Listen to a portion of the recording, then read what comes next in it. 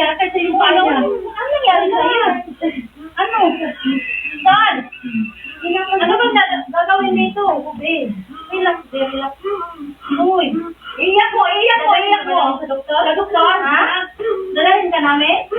Be, makalitan kami. Makakagalan siya, makahinga na siya. Lagyan mo ng ano yung inumin, kainumin mo ng ano.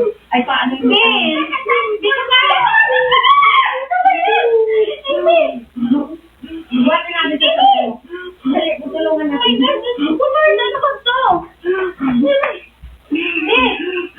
Relax mo. Wala ka na pagkakas ka na eh. Dali na pa kita pinapatawag. Tinawag lang ako talaga ni ano. Nervous sila ako. Dahil mo ka pala natin. Wag. Uy, iga. Sige. Para may mga natin yung katawan niya.